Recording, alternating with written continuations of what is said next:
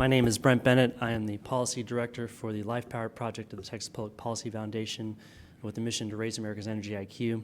I'm also a former investment professional who has a keen interest in this particular subject matter. And we're coming from Texas today both to encourage the Ohio legislature as it tackles this issue and also to offer a few suggestions along the way. Ohio is an important state because of its size and influence. As many of you know, Ohio STRS in particular is one of the largest state pensions in the country.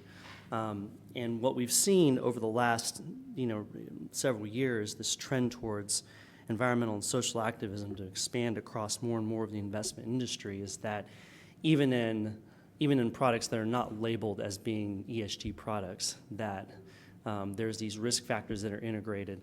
There's, the proxy voting firms, their benchmark policies are incorporating more and more voting for these types of resolutions. So even as state pensions are trying to be prudent investors, there's a need for clear standards to ensure that this is not being inadvertently done, right? And I'll give you an example from Texas's perspective. Just a couple years ago, we had, and by the way, both of our state pensions have already had policies that prohibited such actions, both of our teachers and employees' pensions. But it was the legislature did an investigation a couple years ago and discovered that, in fact, they were voting for a very high percentage of these shareholder resolutions, and they actually weren't aware of how much they were voting for because they had a kind of an auto voting policy with their proxy advisor, and their proxy advisor was voting their shares in these ways. Right, and so once that investigation was done, the pensions went back and changed their policy and created a custom policy that allowed them to vote more correctly. The same thing with investment managers. You have to be careful about, are you specifying to your investment managers how you want your investments to be done. So even though we have not yet passed a bill exactly like this in Texas, our major pensions have made some of these reforms to great effect.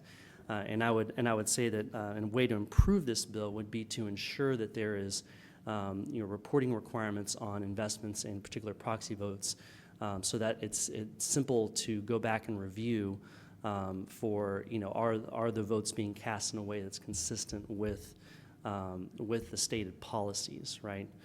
And that goes not just for public equity investments, but there's also the concern of the growing amount of private equity investment that state pensions are doing.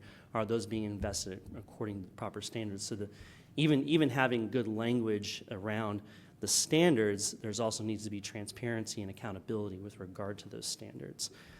So that's something that we're working to implement, and we also think that it's very important that other states implement this as well, because there is, the investment firms and financial institutions respond to what the market demands. And so as the market some people in the market have demanded more of these types of, environmental and social policies and products, there needs to be an appropriate demand from those states that don't want to endorse that to make those available, right? So we've seen a growing number, as states and individual investors have started to demand more of that, there have been a growing number of not policies that don't follow those principles, that follow the principles outlined in this bill. And so the more states and individuals that say, yes, that's what we want, then the more those policies become available, the easier they are for states to adopt. So it's easier if all the states that want to do this are actively working for it rather than just one or two. And also as far as setting federal policy in a correct mode too, if all the states if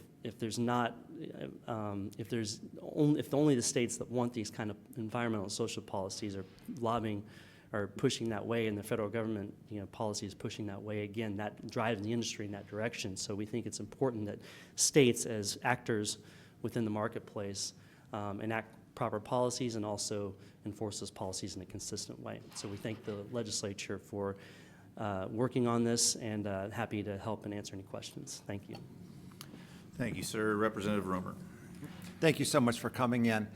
We've heard earlier testimony and some analysis that shows that ESG investing leads to potentially lower returns. Is that something that you could comment on, please? Yes, that is definitely a hotly debated topic, and I think that it's very hard because the lifetime of a lot of these funds that are studied is not very long, right? Less than a decade. But there is a growing body of research that shows that corporations that engage in political, so the ESG funds themselves are tough because they're so varied and diverse. But there's a growing body of evidence that that corporations that engage in political activism do tend to produce lower returns and profitability over time. So that if it is the case that these companies are being pushed to do this by investors, that will reduce the performance of those companies and in turn reduce the performance of an investment portfolio, right? So that is a growing concern among a lot of people in the industry. Okay, thank you. No follow-up.